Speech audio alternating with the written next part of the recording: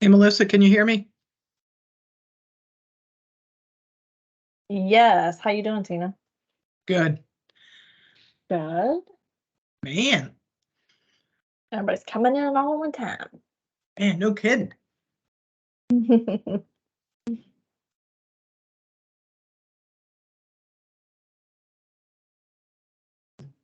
Some of this might be my fault. I added some folks from Zephyr Hills to join us today. Hello, how you guys doing? Hello. Hey. I'm Rodney. I'm the principal planner here at Zephyr Hills, and we've got Tommy Lee as well. We'll go through some introductions in a few minutes. Okay, sounds good. Thank you guys for joining us. Thanks for inviting us. I'm going to grab my coffee.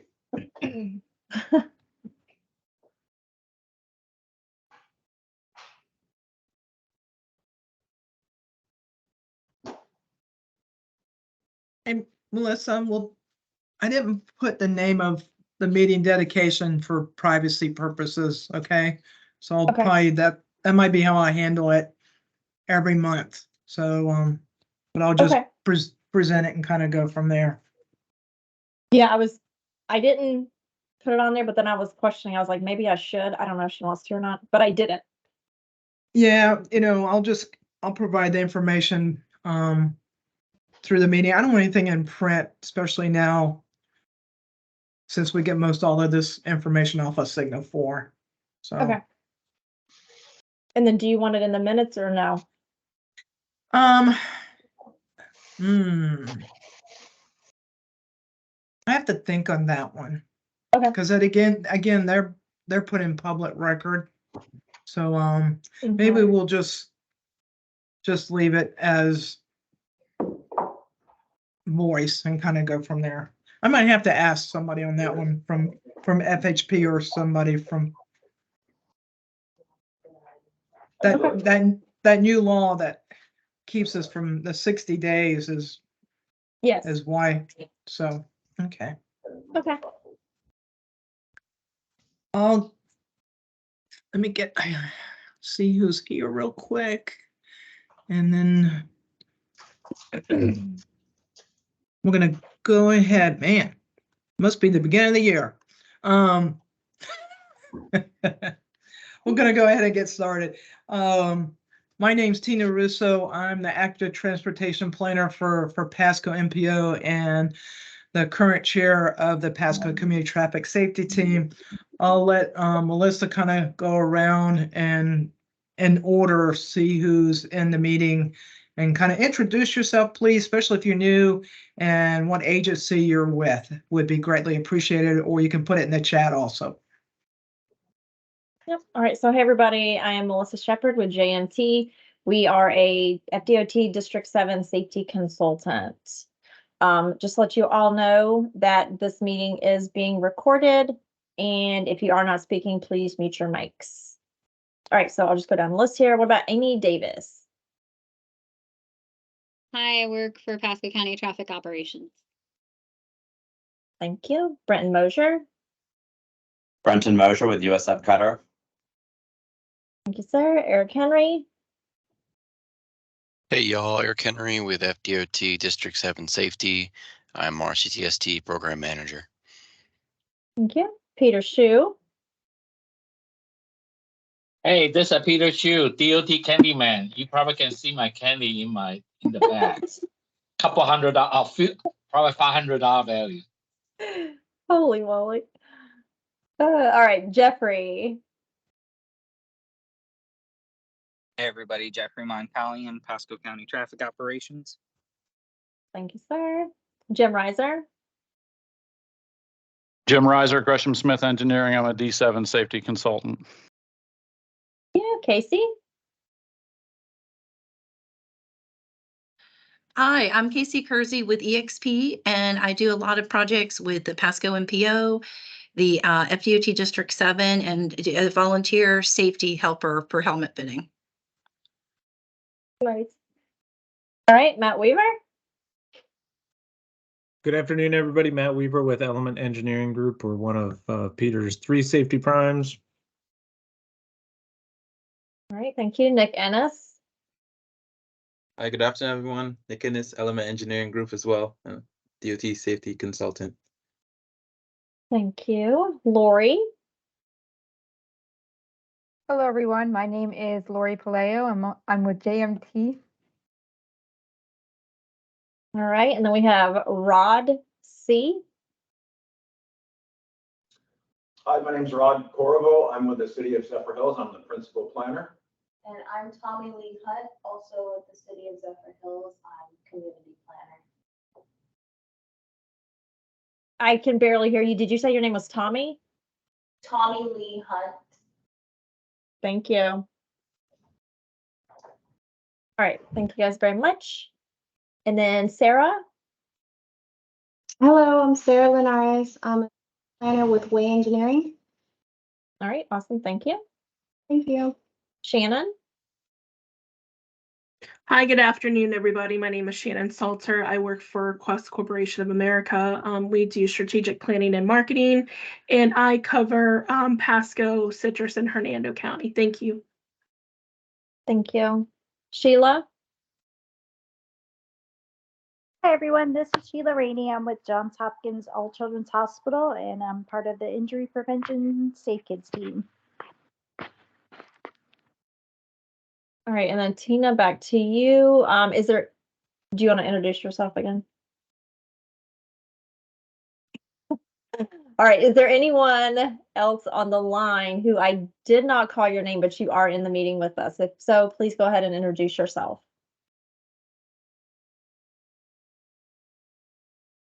Nope. All right. I will hand it over to you, Miss Tina.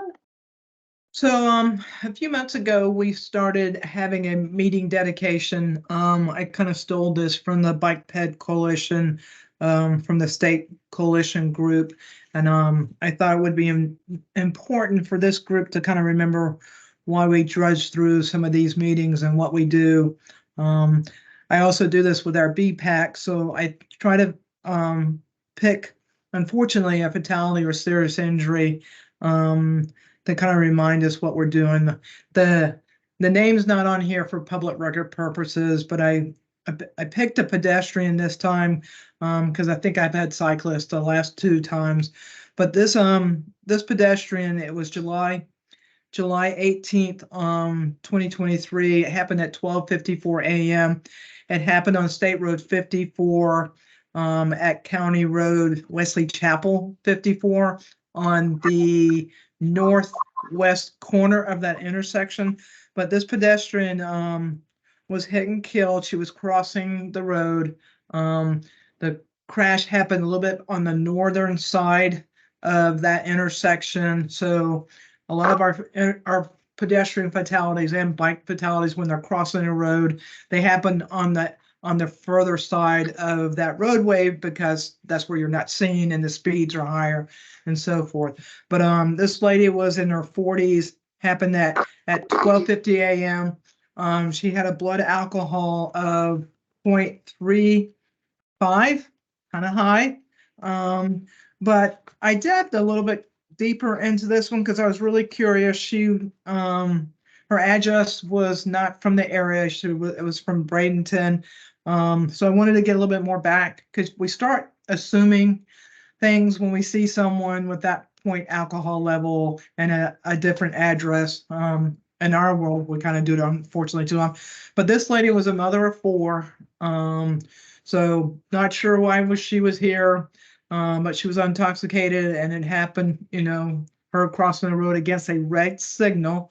It's very, we don't get a lot of these where they're blood and alcohol tested as we look at them, but just a reminder of what we do, that there is a name and a face and a person with a family, friend, brother, sister, wife, that we talk about these every day. So just a reminder of what we do. I'll present this to our BPAC next week too, but just it helps me to be reminded of what we're doing here and kind of moving forward. So if anybody else has any other comment, I appreciate it.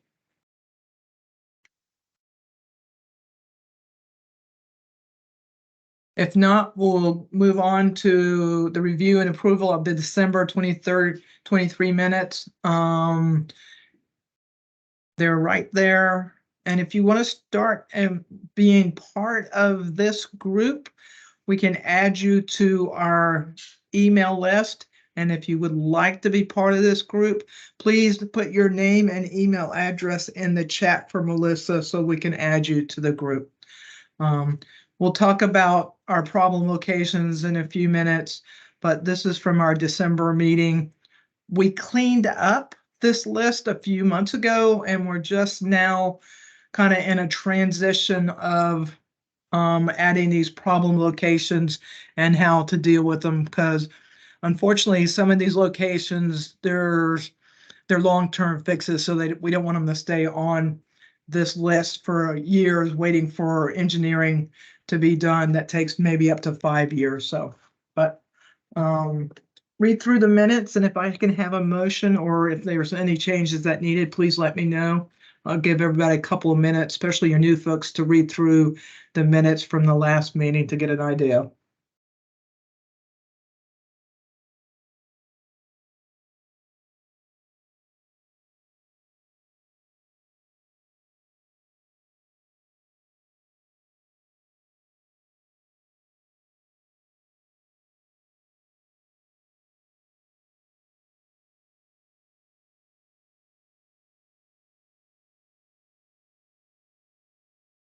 So if I have a motion to approve the minutes as is, that'd be great.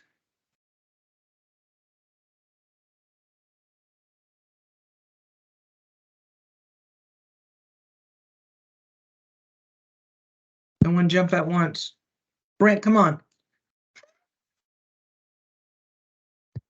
I'll make a motion to approve. Thank you, Brent. Do I have a second? Wake up, everybody. I know it's January. I second Matt Weaver. Thank you, Matt. Appreciate it.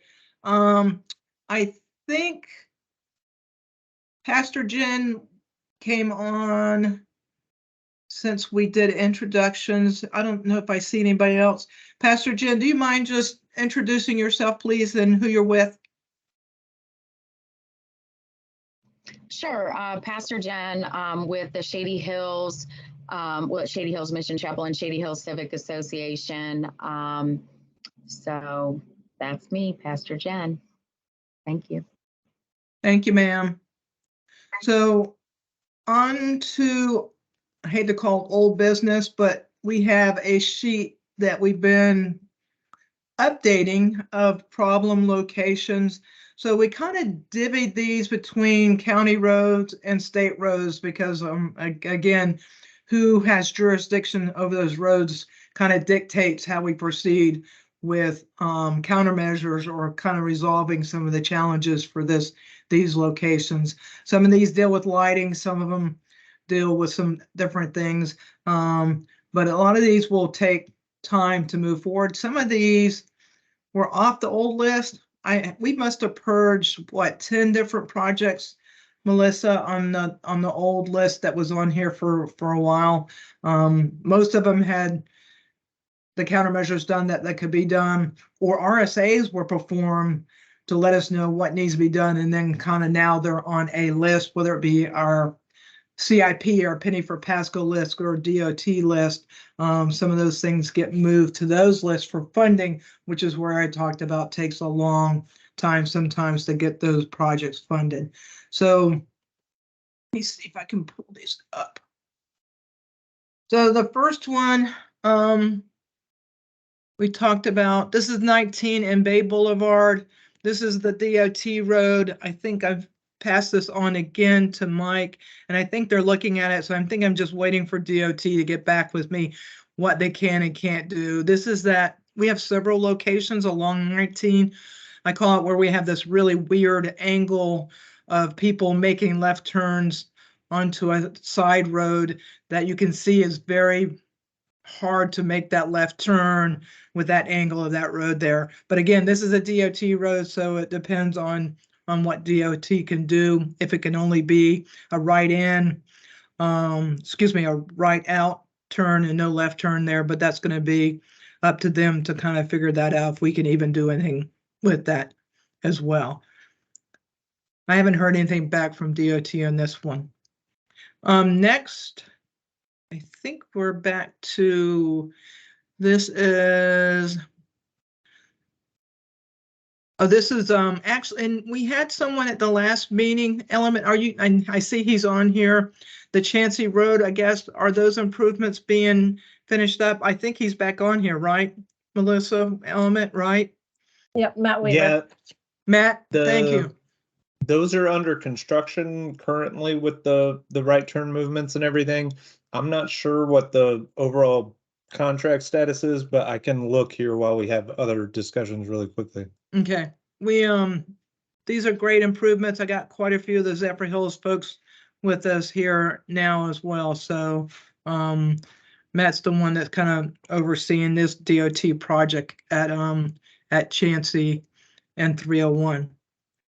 Yes, construction's coming along nicely. I can confirm that on the ground. I think next, I think a couple of these we come close to resolution. This is Pretty Pond and 301. This is the one I just reached out to right after last meeting with a couple of folks, and I can't remember the last discussion I had, so I'm just going to have to follow up with this one. I talked to,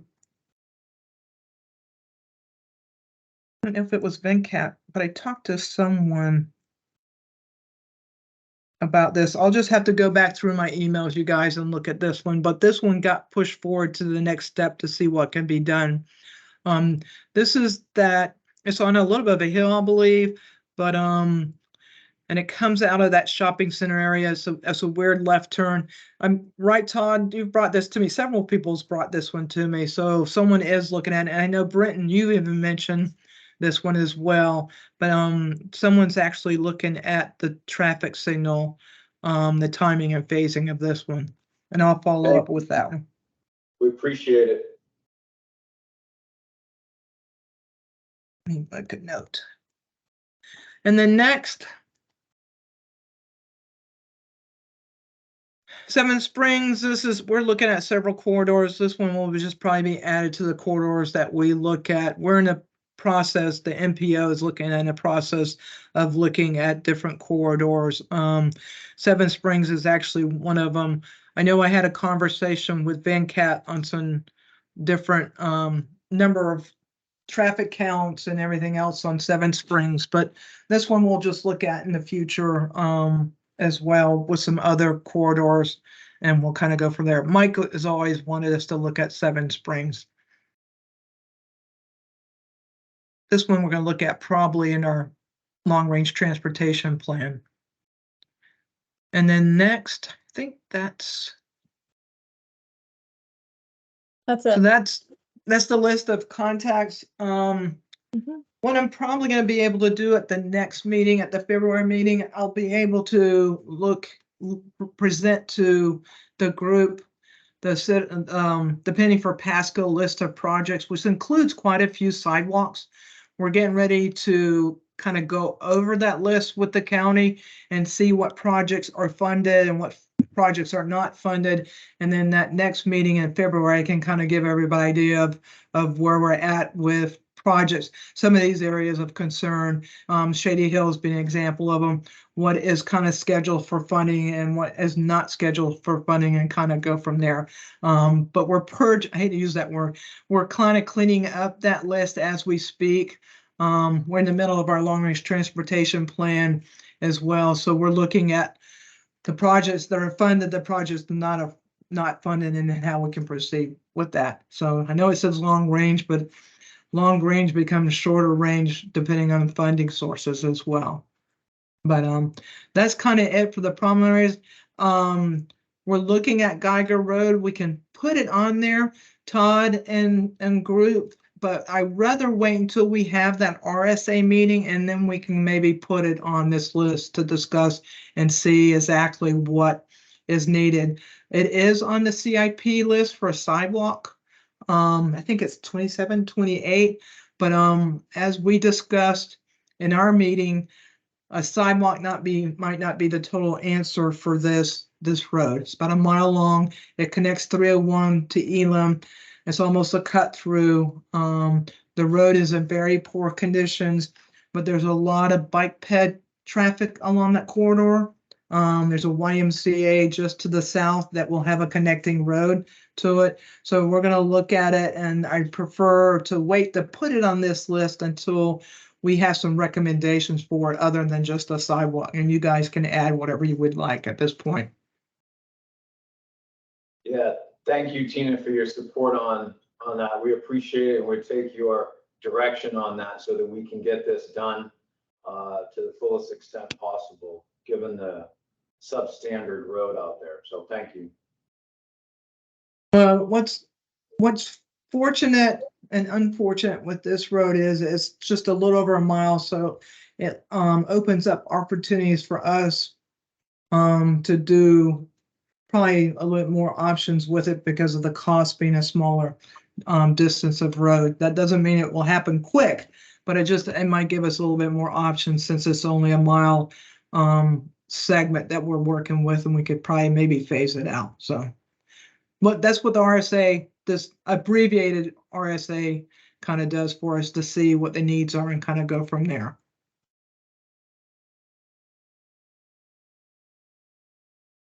So any other additions to this list?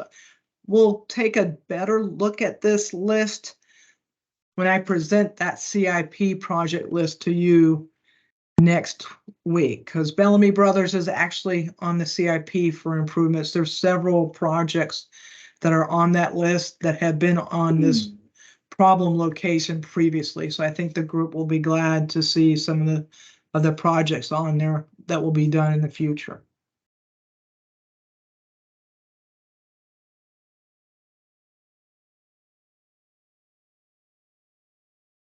So if nothing else on that, we can go ahead and move on to new business, education.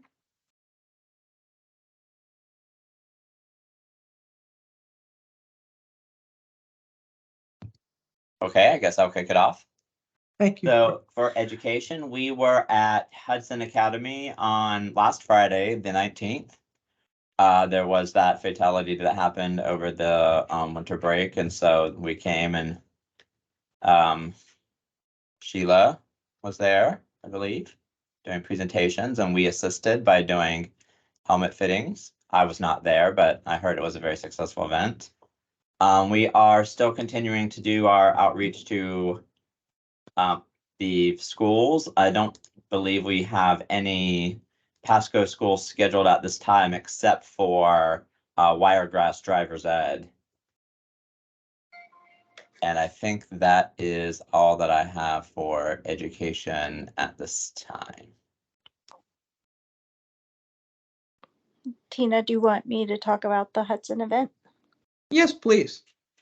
Okay, so on the 19th, we went to Hudson Academy and I was able to give a presentation to 842 students who may or may not have been listening because of the volume, and the areas that we were put in kind of had an echo and the group sizes were very large. I was told by admin that a lot of kids did receive the message and were talking about it, so that was a good set of feedback. They gave out 179 helmets. So it was Tina and Julie and Christian, and Gabby was there for a little bit, and Casey. So 4 helmet fitters consistently, a 5th one that came in for a couple hours. I was able to fit a couple, but 179 helmets is absolutely amazing. We also got a list of some of the 8th graders that are going to want some helmets as well. And I imagine if we have a list of 8th graders, there's going to be a need for other helmets in addition to that. There is some infrastructure issues there that caused that fatality. From my understanding from the district, that has been addressed, and they will be getting a sidewalk. I did talk to admin, and they said they had been asking for that sidewalk for many years and were denied. But now this has happened and it has come to the forefront, and they will be getting a sidewalk. I know Tina and Casey were there very early. I was there before sunlight, and just in my vehicle, it was very hard to navigate in the dark being there the first time. So I can imagine on a bicycle or walking that facility, because it's so large, is hard to navigate. And there really wasn't great lighting, quite honestly. So I'm glad we were able to get there. I appreciate all the community partnerships. If I hear of other Pasco schools who are interested, because what tends to happen is you go to one and then you get interest from others, I will make sure that I let this group know so that we can all do it together and make sure that we're getting the right amount of education out there.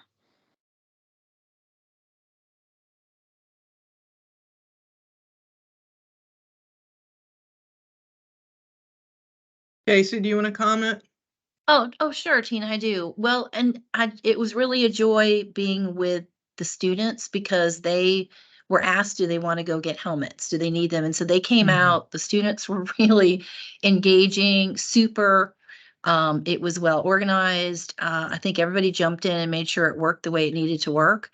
But it was a joy to have kids want the helmets, enjoy them. We could talk through just what do you ride, that kind of stuff. So I think just overall, it ended up being much easier to do that than I'd envisioned. And the school was really great with it. And everybody did their part. It was really a banner day. And then Tina, you and I stayed after and handed out the FDOT tip cards to all the parents in the car pickup line as well. I love that stuff, guys. I'm glad you included me. So thank you. I think what was really important about this event that it brought USF, Walk, Bike, Drive, Cutter, DOT sponsored them, and then Safe Kids with this John Hopkins. It was a really great collaboration with us, all of us, to kind of put together an event. We've been really trying to do something in Pasco for over a year now and asking, and then unfortunately it always takes a fatality or something like this to kind of wake certain people up to let us in the door. So hopefully this is one of many, and I appreciate the collaboration. Brett and Julie and I might have to do some cycling education for those who want to be trainers that do this, because we want to make sure we all teach the same thing correctly. And the league provides Brenton and Julie and all of us the expertise to do that. The sheriff's office, through the Crossing Guard School program, is doing a program with K schools, Creative World Schools, and they're doing a great job too, getting them early. So we're going to start taking advantage of this education engagement opportunity in Pasco County that hasn't happened for a while, to kind of move forward. So great group of folks that are willing to do that, and we can kind of move on from there. I think the best part, like Casey said, with the 180 helmets that we gave away, is each one's fitted, but each one of those 180 helmets gets a conversation with us about several different things. So it's not just putting a helmet on a student's head. There's great engagement that happens during those 5 minutes or so that we sit there and do that. So really like taking advantage of that situation and talking to the students. So any other on education? Tina, I want to add in there, you had offered twice now about your training that you have and Julie and Brenton have, and I definitely want to take advantage of that. I definitely want to be your liaison for getting into the schools, because I know a little bit about how admin works and how to in the door, and some of the keywords that we need to say to get in the door. So yeah, definitely continue partnership. And that was just a great opportunity that you guys had as helmet fitters to sit there and have great conversations with the kids, because we don't get those opportunities very often, and it just worked really well. In that group between Christian, Casey, and myself, and who was the young lady that came for you for a couple hours? It was Gabby Flores. She's Gabby. the director of Healthy Start. So these kids had the best of the best talking to them, whether they knew it or not, so. They did, they did. And what a great group we had. And I think we did a lot of good at that school. And if we can do a couple of those, even if it's just a couple a year or a couple a semester, whatever we can manage, because that was a pretty big lift. 842 students is a lot of kids. But if we can continue that momentum and keep that going while all this is still fresh in everybody's mind, it just really kind of takes one school year to get that word out before you're able to get in a little faster the next school year. So we'll keep up that momentum and see what we can do. And that's what education in schools is all about, you guys, is momentum. It's all about momentum based on several factors. So take advantage of that momentum and kind of go from there. We'll talk about the safe cycling, some education for our leaderships and kind of go from there. Anything else on education? We'll move on to enforcement. I don't see any of our enforcement folks here. We're going to have to work on that. Unfortunately, I don't see. So we'll have to make sure our March face-to-face, Melissa, we try to do a big push too. Not to give up on February, but. So any engineering from this group? Hey, really quick, Tina, let me just say, the ELEE ended on Yes. January 6th. And so that is focusing on details on state roads. At the next meeting, I hope to have some totals for the results from that. And then, of course, our ceremony is going to be March 21st. Will you be able to send something with that March 21st date, Brenton, at all? Melissa should have sent it to you yesterday. Okay. I was copied on it, so I know she sent it to you. Okay, thank you for. Good. All right, engineering, we'll do quite a bit about engineering next month when I have an updated project list, unless there's several consultants here that might have any other engineering projects that they're working on.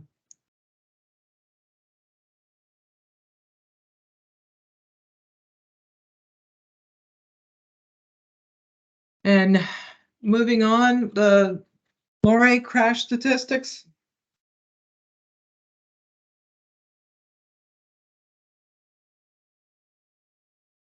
Okay.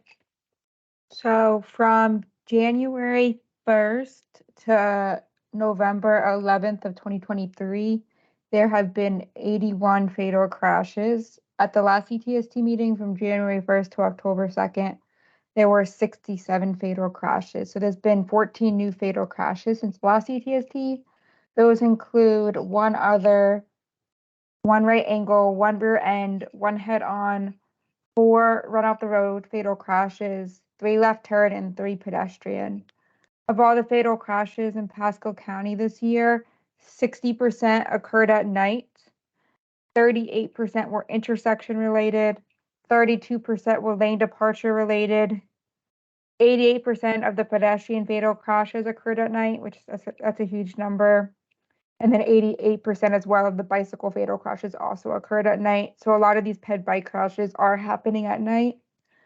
There are currently 81 fatal crashes through November 11th, and the same time period back in 2022, there were 82 fatal crashes. So we were down by 1 fatal crash same time period through November 11th. I'm not getting too into the specifics of each crash type because as we get closer to the end of the year, it's just a lot of crashes. So it's giving overall percentages. So we at our next meeting, we're required to do our performance safety measures every year. We're required to do that in February. So we'll bring that presentation to this group that does all those comparisons for you. But we'll bring that this 60-day waiting period for crashes really makes it hard to keep up with these. So I was noticing on 19 when I was looking at pedestrian crashes that it looks like that 75% or more of our pedestrian fatalities on 19 are in the northbound lanes. So there's gotta be something that lends that way. I don't know. And the pedestrian unfortunately is coming from either side on that, but it has something to do with the speed of the traffic or something. Especially with all the new lighting on 19, there's got to be something that's correlated with that high a percentage of the fatalities on one south, in the northbound lanes of that road. So anyway, we're going to probably have to study that with our safety action plan.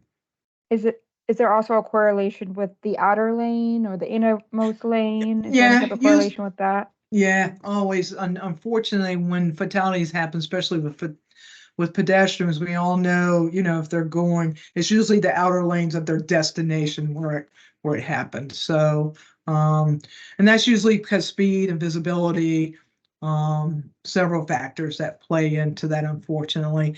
But yeah, we noticed that a couple of years ago when we started kind of being in depth on 19.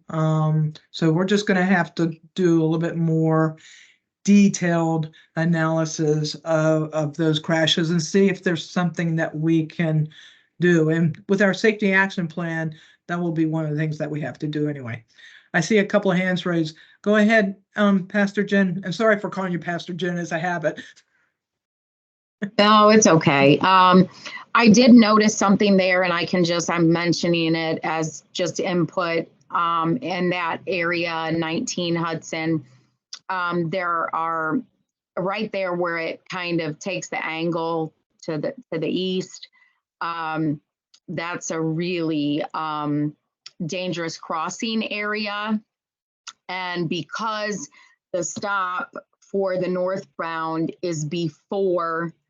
It's like a jaunt, just a little bit before the right turn going on to whatever road. I think it goes towards Fave or something. I've noticed myself there that there is significant, like an issue at that crosswalk and people kind of continuing to go. I mean, it's pretty dangerous. And then as you move north, there's a lot of, issues, it seems to be with, really the crosswalks, and I don't know if there's an issue with the lighting there or letting people go or whatever, but I've been there myself several times and really was scared out of my mind because I thought somebody was going to be taken out right in front of me, so. So just real quick, and I'll get these other couple of hands raised, and we'll probably get into this a little bit more in depth. In fact, Peter might mention it. We have 2 mid blocks going in.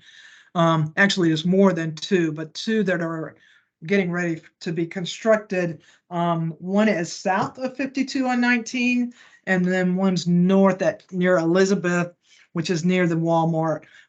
There's 2 mid blocks for pedestrian mid blocks going in the next few months, next year or so, and that's 2 of probably 7 and maybe even more that go in along 19. And those mid blocks are based on several factors, but the biggest factor is where fatalities are happening.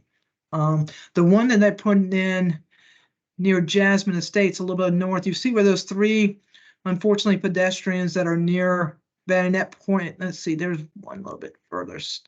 There's the one that's going in just south of 52. There was 3 fatalities at this one locations that they're putting it in as well. But those are 3 mid blocks. We'll probably be bringing some information on those mid blocks and the future mid blocks that are coming in on 19 to hopefully help with this situation. There's several in Hillsborough and a couple in Pinellas that have been very effective. They're not the answer. They're not going to, it's not going to be the answer to everything, but it's a good work towards for people to have an opportunity to make it across. Hey, Tina, right. it's Casey. I just want to add in, because Tina's taught me, she and Julie and Breton and DOT, you know, that I stop and just watch people's behavior a lot and how much that helps. So I parked on Kennedy today to watch that really nice mid-block thing there over by Metro Diner. Wow. Beautiful new crossing there, and the lady wouldn't push the button. She wanted to wait till there was nobody crossing, and then she just went for it, right? Instead of wanting to stop traffic. So I'll put that out there to always be someone who will watch you guys as new stuff goes in and behavior, and wondering if the crash is because they just aren't using it too. That's always the hardest part of putting this new stuff in. Well, I know that USF did quite a bit of work with the several in Hillsborough that did the engagement and education with the engineering part to make sure people learn how to use them and kind of take advantage of using them and doing pre-survey and post-survey. So that will be a big part of these, hopefully, is not just the engineering component, but the other engagement, education, and maybe enforcement that goes along for all users of these facilities. So, Shannon? Yes, ma'am. Also, as a lifelong resident in Florida, I've been here since '91, obviously seeing a lot of changes. But what I can tell you, I actually live in Hudson. The area where a lot of these pedestrian fatalities are occurring, there's a very large homeless population in this area. And a lot of times, like Casey was saying, they just don't use the crosswalks. A lot of times they just cross in the middle of the street, or wherever they are, if they have to get on the opposite side of the road, that they just go. And it is there isn't a lot of lighting so far in that area, and there's a lot more businesses coming to that area, but it's a huge problem with the homeless areas and the homeless camps in that area. And USF, Brenton and those group have been doing engagement on 19. We've joined them some, and I think Julie and them are gonna start back up doing some engagement. We actually go out on those locations and talk to people. On a Sunday night, believe it or not, it was the highest crash night. So we'll actually go out and have that engagement with people, talking to them as well. So that's a big part of it. And we know that homeless camps are a big part of that, but unfortunately, not all of them are homeless. So, as well. Let's see. Jim, you have your hand up? Yeah, Tina, I was gonna just kind of build on what Shannon said. She kind of stole my thunder on that. I live up in that area. There's been great safety improvements on 19 in that area as far as lighting goes. But my experience being a former Tampa police officer was working with the homeless in Tampa on the same thing. We implement these mid-block crossings, and we found that there's a lot of different opinions. Oh, well, I don't want to wait for the signal. I feel more comfortable crossing on my own accord because cars think it's confusing. And then usually there's a learning curve for those.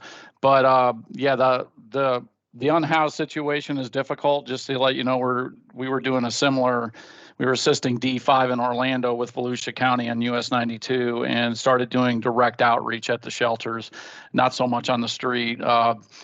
People would come in for the night where they would get their meal or where they were staying, and then hopefully get the word out. I don't know if that's being done here. I'm sure Pastor Jen has had experience with that working out, but that's been pretty effective over there. And that's an area where there is no lighting. It's basically a 2-lane road, and it's high speed because it's between DeLand and Daytona Beach. So at least we got the lighting going for us out there. But the best thing I could say is that if you could get Pasco or somebody to do the PED money and go out there and actually do the enforcement and the outreach, that seems to make a difference, but it's not a magic pill. So just wanted to add my opinion on this, but Shannon made some great points about the homeless population there. Yeah, we appreciate that. And actually, Pasco County is working on options for homeless as we speak, some other housing opportunities, so it's a bigger problem, as we all know, that, we're looking at from several different, possibilities. So, again, I think, what's really neat, and I was on Fletcher, just a couple of nights ago, and Fletcher was the first set of mid-blots that Hillsborough did several years ago. And I was working with Hillsborough at the time. That, you know, you still see, you know, people aren't going to use it, but you still see a few people use it. And then what was interesting the other night was you see people using the one, especially up by the Walmart at Fletcher, and you know they use the RFB and they get across, but then you see people on the other side of them take advantage of them pushing the RFB and cutting across, you know. So those that at least use and take advantage of it as hopefully one life saved, especially if you're handicapped. The as common well. So- theme in these, from a law enforcement perspective, and then working in Tampa so many years, is that why would I cross 200 feet up the road, go 100 feet across the road on these multi-lane roads and come back 200 feet? They're walking, you know, a fifth of a mile, you know, tenth of a mile, Yeah. when they can cross in 100 feet and get where they're going. And it's like you just can't put crossings everywhere. Yeah. But it's getting that compliance for the safety. It's a hard buy-in, and you know, Yep. it's definitely challenging. But I have seen that area, that stretch. I've lived here for 30 years, and it is much better than what it used to be. All right, so that's for crash statistics, and again, we'll have some updates in the February meeting with a couple of different things. Calendar updates and activity reports.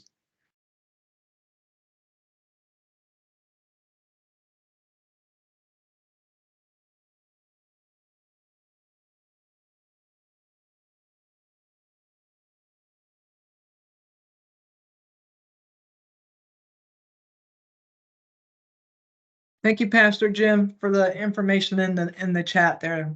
Greatly appreciated. I don't have the calendar updates. I'm not the one that keeps up with all the. Eric, do you have that?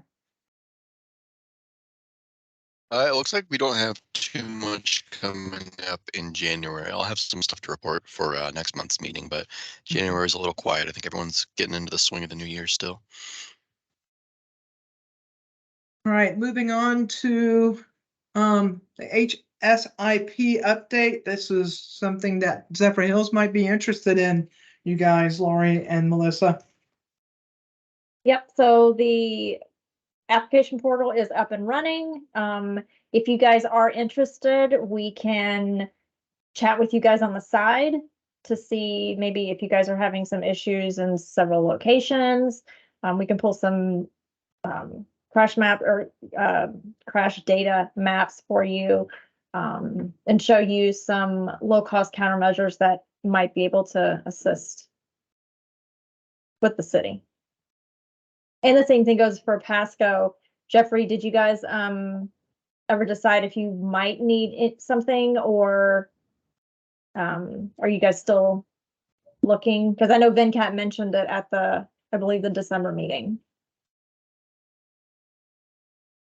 Say that one more time, Melissa. About the HSIP, he mentioned that you guys might have some candidate project or idea.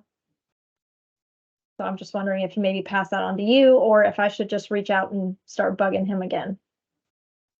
No, reach out and bug him about it when I see him later. Yeah, about it, because I'm not really familiar. Okay, will do. And then the city of Zephyr Hills, do you guys want to chat? Do you want to think about some areas?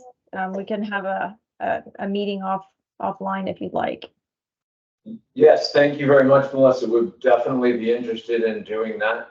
Okay. All right, well, Melissa, they were interested in some speed feedback signs and a couple other things, just to give you a heads up. So okay, Yeah, I'm gonna steer them for you a little bit here. that sounds good. thanks, Tina. All right, awesome.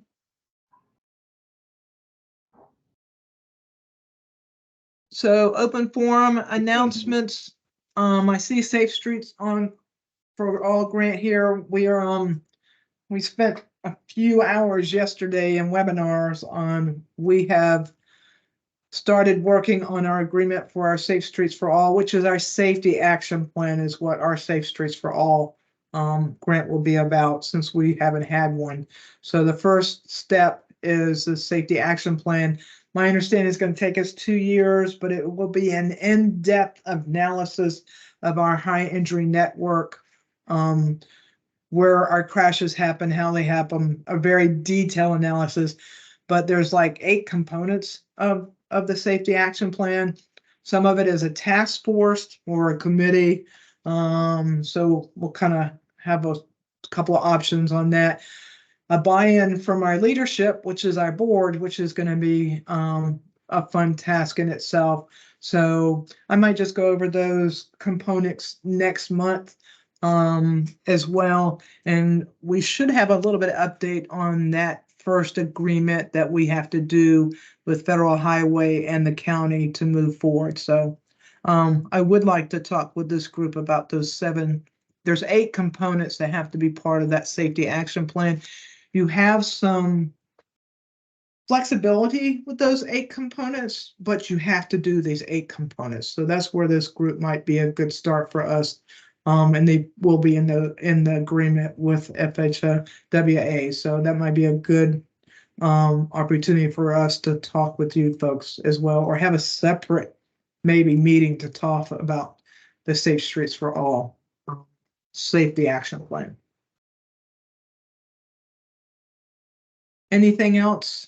I know Pinellas is doing a pedestrian impaired study, which I think is very interesting. And then Port Richey did put in for last year, so they're supposed to be doing one. Did I see, Amy, your hand raised? Yeah, I just wanted to address this new law with the 60-day to 90-day. When I read it and looking at it now, it seems like there's a cutout for people involved in the crashes, the legal representative, insurance and insurers, federal, state, and local government agencies. So it's being in traffic operations, it's really hard not to have a police report for 3 months to make adjustments. We don't know the details. We're just hearing what we're hearing on the news, and that's not always the best place to get details. So I just don't like Signal 4, for instance, one of the state databases. I don't understand why they can't use like our email address or something like that, or have us accept and say that we are a government agency so that we can see those reports earlier. So I don't know if thank you, Jim, for raising your hand, because I know it's been a conversation for us at the Ped Bike Coalition for all of us that do this on a daily basis. And I don't know if Peter Shue wants to jump in, but there's been a heavy conversation on what we can do, like you just talked about, how we can access this data to fix things. I hate to use that, but that's basically what we're all talking about here. So Jim, I was just going to chime in. We were actually having a conversation with Peter this morning, and I didn't see him on the list anymore. So actually, he's still muted. I'm sorry. But so there's this awkward level of permissions, and I think Peter's going to try to work to make sure there's consistency in who has access immediately and who does have to, in fact, wait that requisite number of days. So I think it's a process that's underway. Peter, chime in if I'm wrong. I saw you come on camera there. But we're working on it. He's working on it. Great answer. We're working on. But later, I will really highly recommend the public agency, for example, Pasco or whoever agency. I heard this morning, Hillsborough County goes through whatever process I don't quite understand.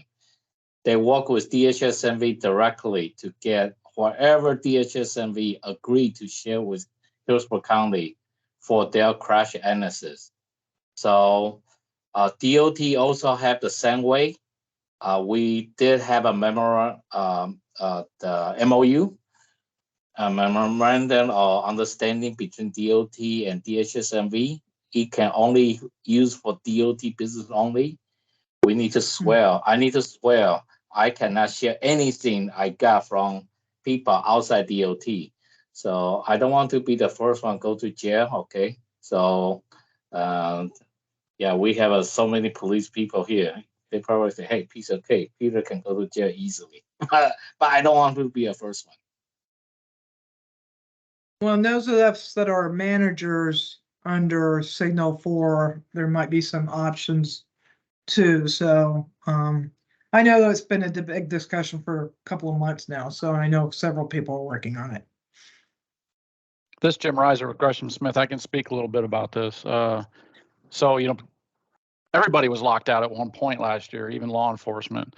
I actually made quite an issue with this with Rupert up at FDOT about we need to have access to this data real time. And the statute is, whoever brought up about the way the Florida state statute's written, and yes, it does give us access to it. We are acting as a government entity or on behalf of a government entity on the side of traffic safety. The statute, I think, covers us just fine.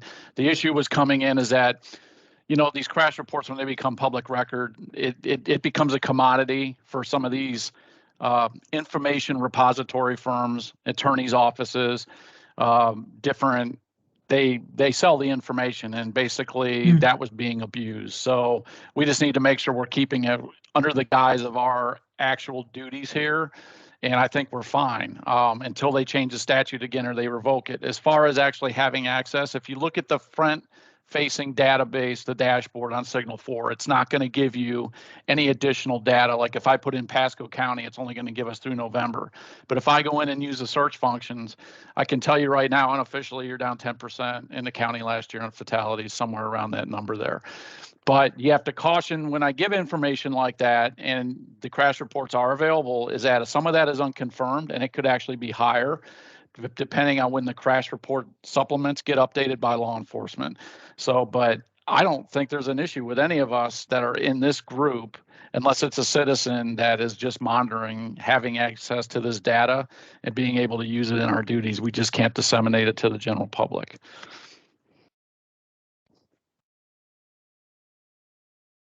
Good. Well, thank you for that conversation. And we do have some of those.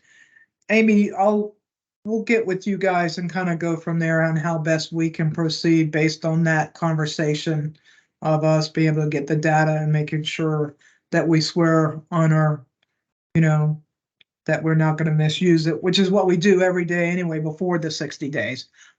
So now this Jim Reiser again, I don't mean to interrupt you, Tina, but there was a point where I had to log back on to Signal 4. And when I did it, it gave me basically an affirmation saying that I was only going to use that data for certain. But so at that point, if they trace it back to me that any of it came out, then I could lose access and also be subject to some sort of civil sanctions, I'm sure. So it may be a setting that you just need to have access to you know, to give you that information. But there were too many people who had access to it that had no business having access to that information and the crash reports.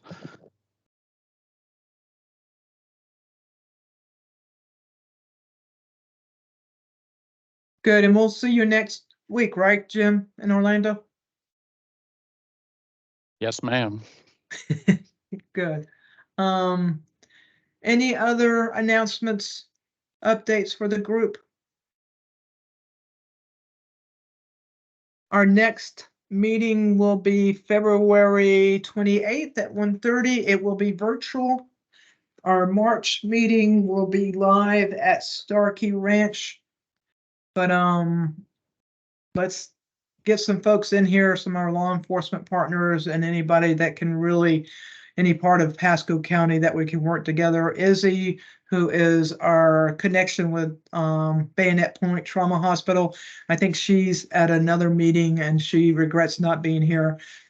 She's on our Bike Ped Coalition team too, which is a really good addition to the group when it comes to emergency medicine as well. So if nothing else is needed, we will adjourn, and I look forward to seeing everybody in February, and just be safe out there. Thank you, Tina. Thank you all. Thank you. Thank you, Peter. Thank you. Thank you for Thank you. joining us.